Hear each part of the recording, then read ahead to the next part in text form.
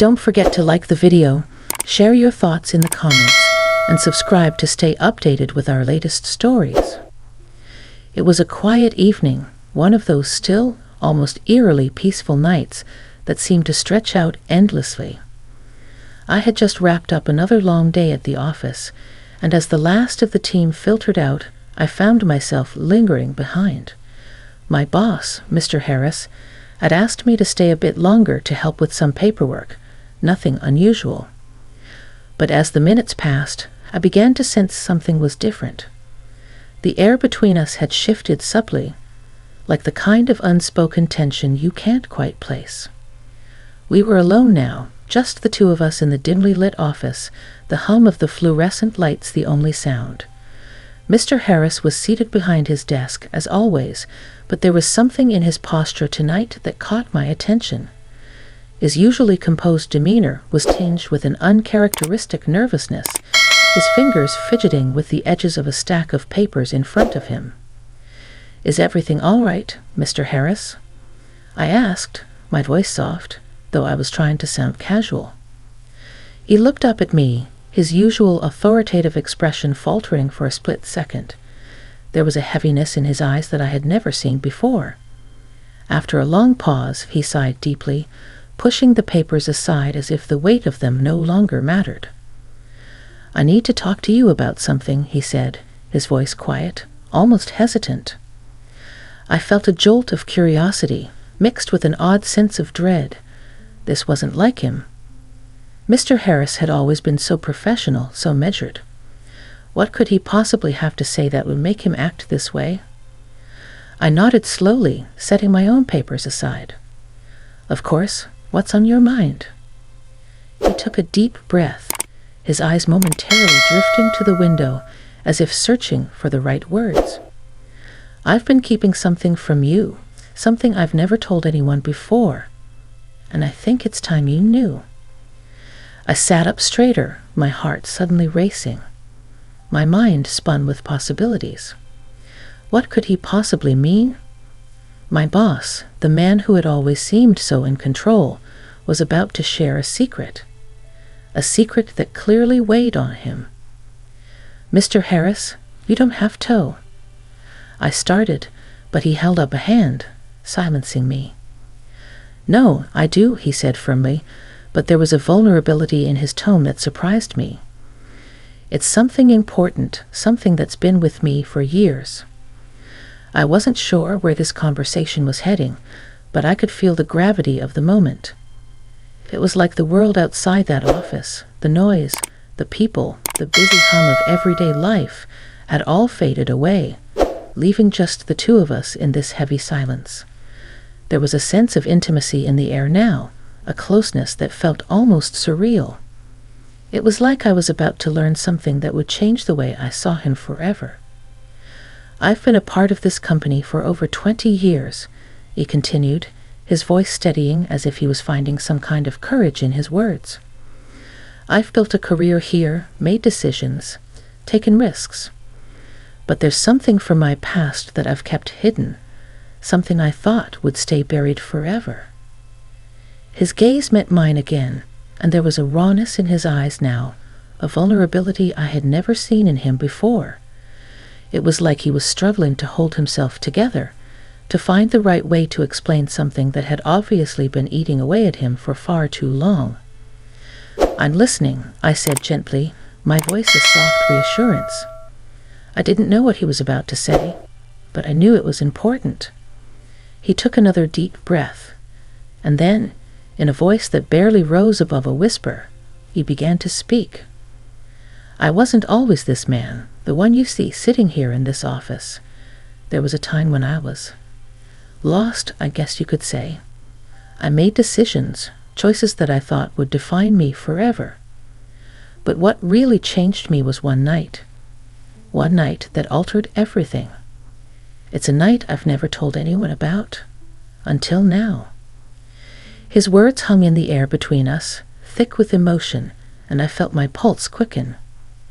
The tension in the room was palpable. He was about to reveal something deeply personal, something that would change the way I saw him forever. I leaned in slightly, my curiosity piqued, but I could tell he was struggling. There was hesitation in his eyes, and I knew whatever he was about to reveal wasn't easy for him. "Mr. Harris," I said softly, "you don't have to share anything you're not ready to. But if it's something that's been weighing on you for so long, maybe it'll help to talk about it."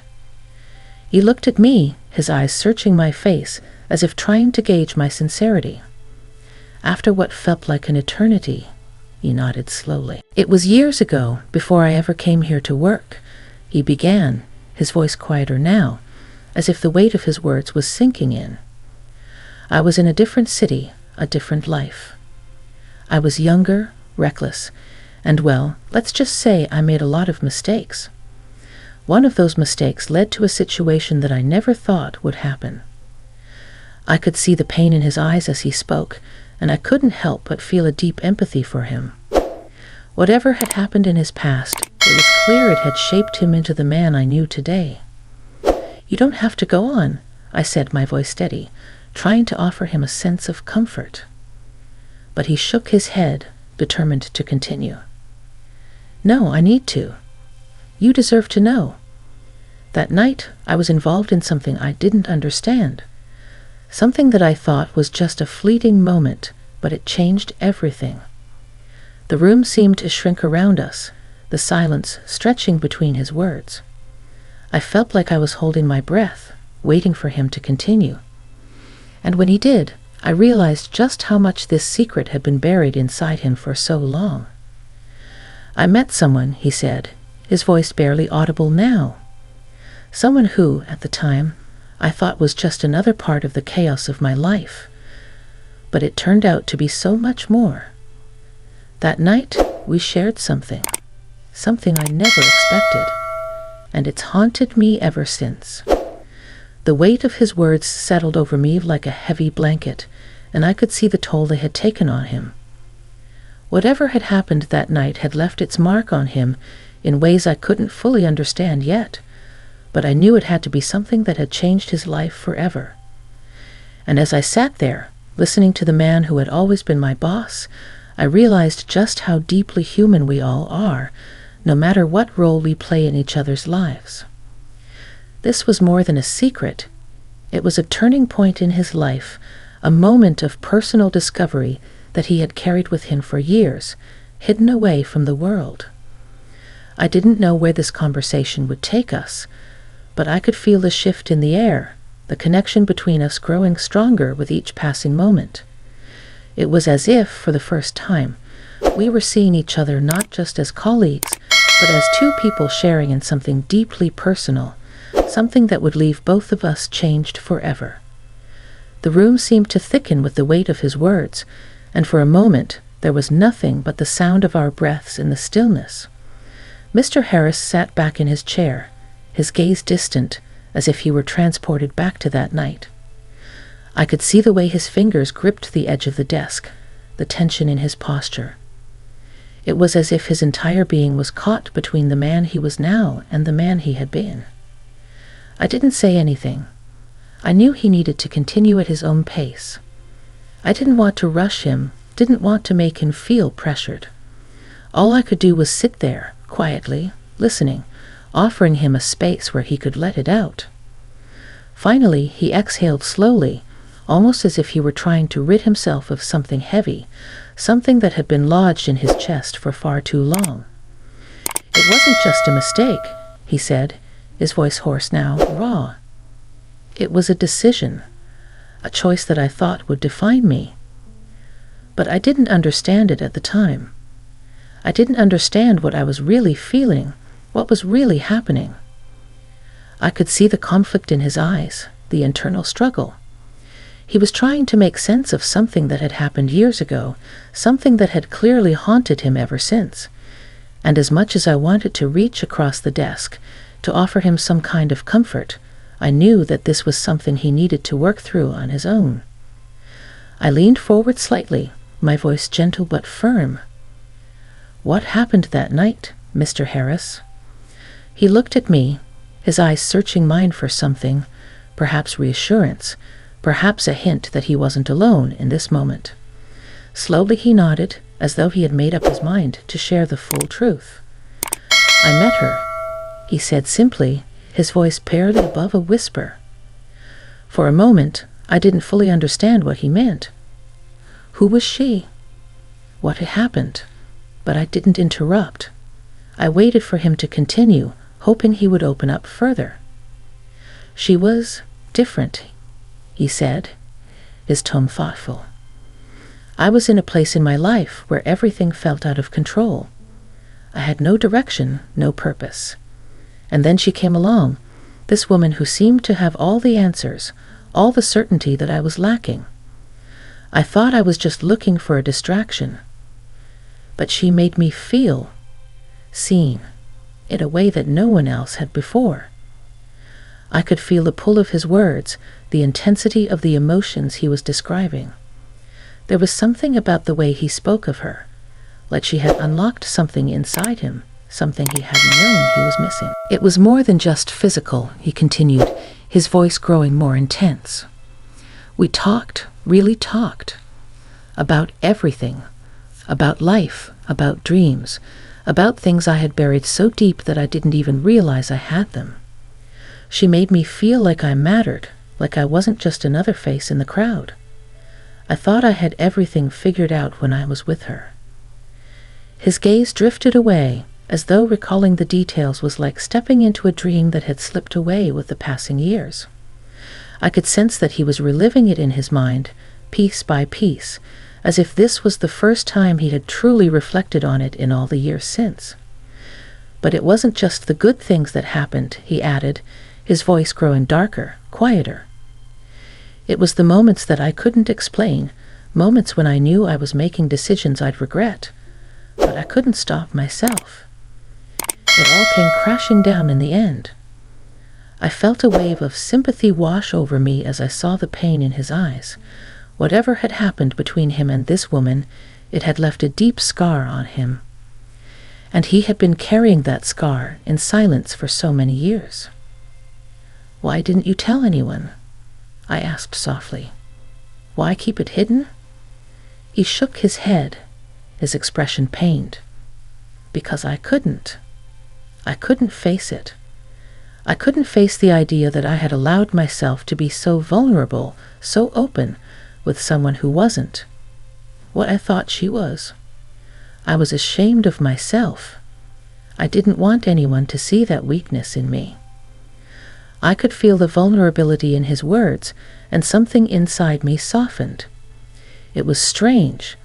This man, who had always seemed so confident, so in control, was now sharing something so raw, so personal.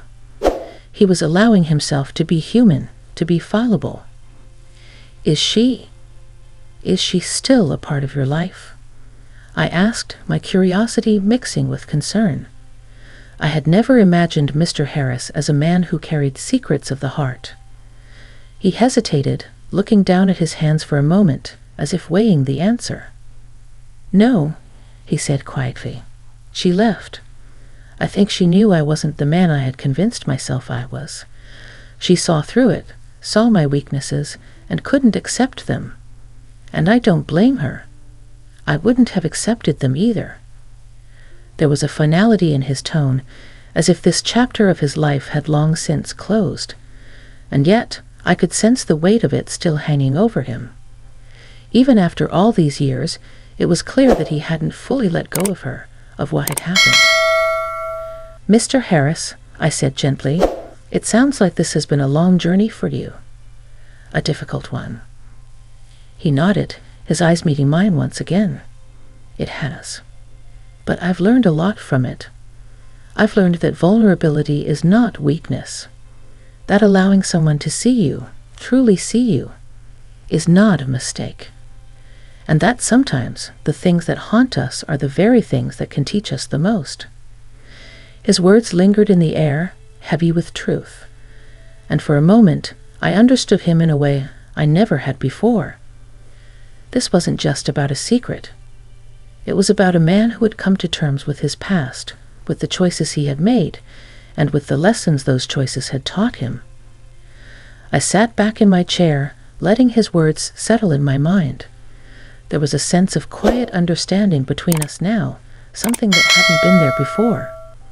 It wasn't just about the revelation he had shared. It was about the connection we had built, the mutual respect that had grown between us in these few short moments. And as I looked at him, I saw something new in his eyes, not just the burden of his past, but a quiet strength, a resilience that came from embracing all of who he was, even the parts that he had tried to bury for so long. "We're all human," I said softly, my voice warm with empathy. "And sometimes our biggest lessons come from the mistakes we make, the things we wish we could undo." He gave me a small, almost imperceptible smile, a smile that held both gratitude and a sense of release. "I suppose that's true," he said, his voice calmer now, more at peace. The silence between us wasn't uncomfortable anymore. It was comfortable, reflective, like two people who had shared something deeply personal and had come to a mutual understanding. We sat there for a while, each of us lost in our thoughts. And as I looked at Mr. Harris, this man who had been my boss, my superior, my mentor, I realized that we were no longer just that. We were two people, both shaped by our pasts, both carrying our own secrets, our own lessons. And in that moment, I felt a deep sense of respect for him, not for the title he held, but for the man he had become, despite the struggles and the pain. The stillness between us lingered for a while longer, neither of us feeling the need to break the silence. It wasn't awkward, though. It was the kind of silence that only comes after a deep conversation, after a moment of emotional connection that leaves you both exhausted, yet strangely fulfilled. The kind of silence that says everything has been said, and now it's time to just sit with it. Mr. Harris leaned back in his chair, his fingers lightly drumming against the desk, as if he were trying to settle his thoughts.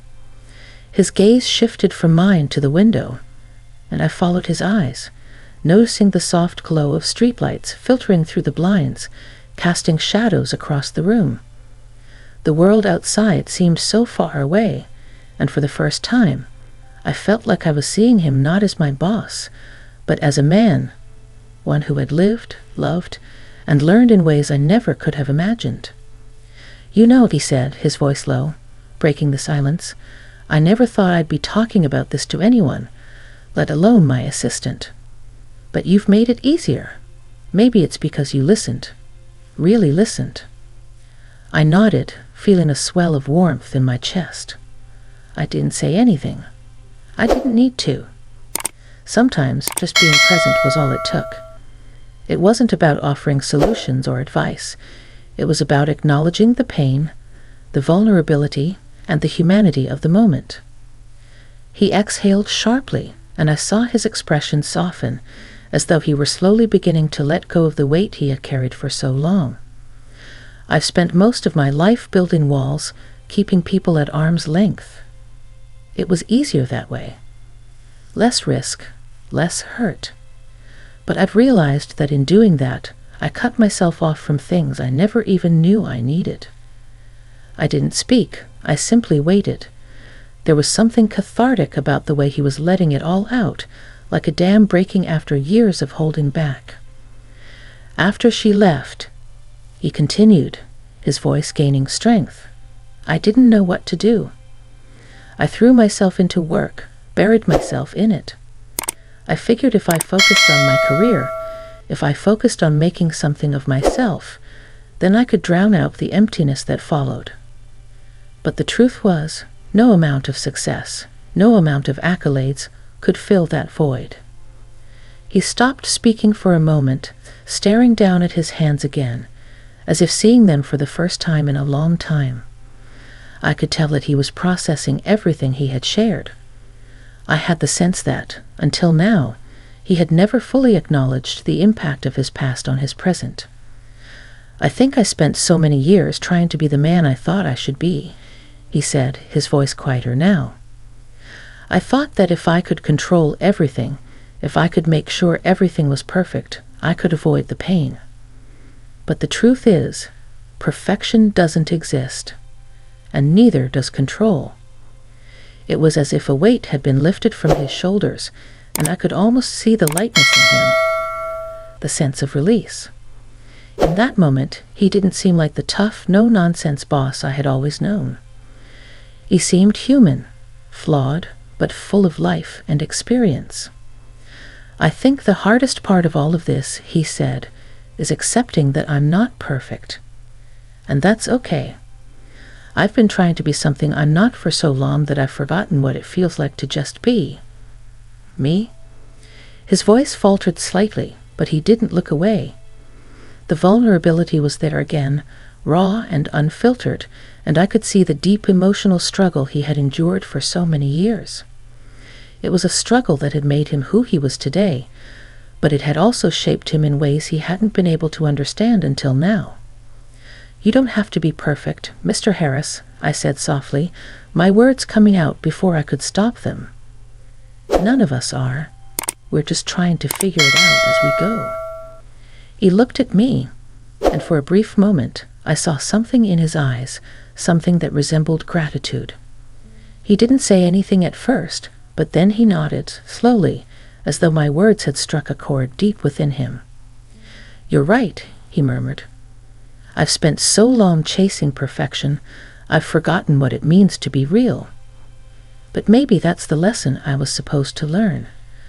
The room felt different now, lighter, more open. The tension had dissolved, replaced by a quiet understanding between us.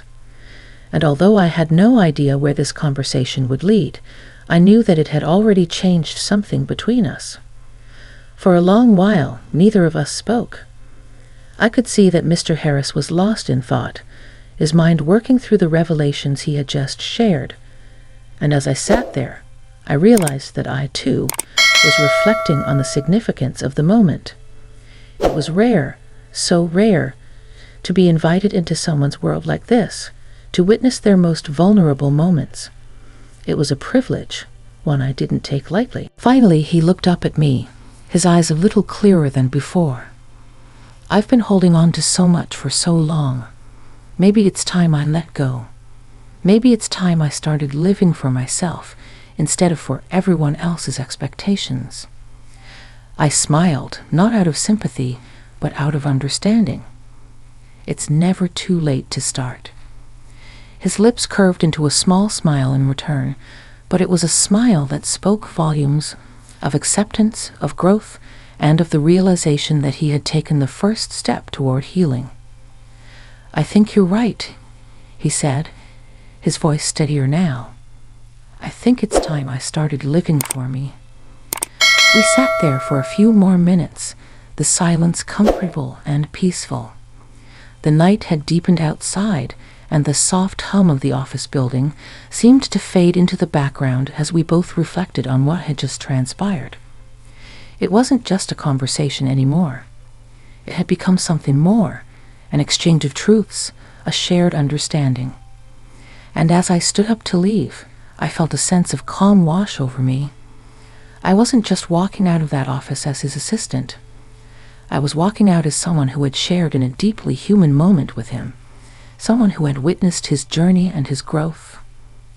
And as I closed the door behind me, I couldn't help but feel a sense of gratitude for the unexpected connection, for the vulnerability, and for the quiet realization that sometimes the most powerful lessons come not from success, but from the moments when we let ourselves be truly seen.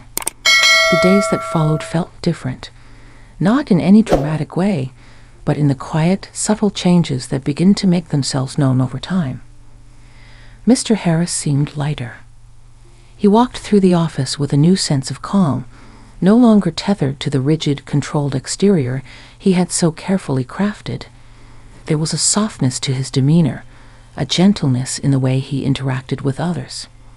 It was as though the walls he'd spent so many years building had finally started to crumble brick by brick, and in their place stood someone more real, more present. I noticed it first during a meeting. Instead of his usual stern directives, he asked questions about how we were doing, about what we needed to improve as a team. He listened with intent, giving space for others to share their thoughts.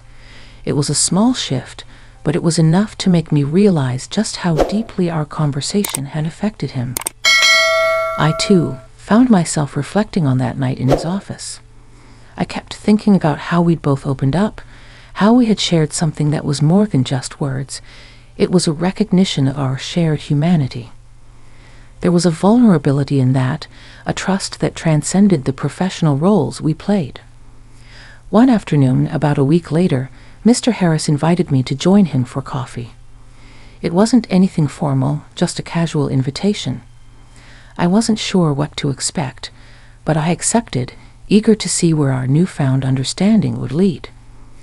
We met at a small cafe near the office, a place that was quiet enough for conversation, but still bustling with a kind of energy that made it feel alive. He was already seated when I arrived, a cup of coffee in front of him. He looked up as I approached, and his smile, though subtle, was warm.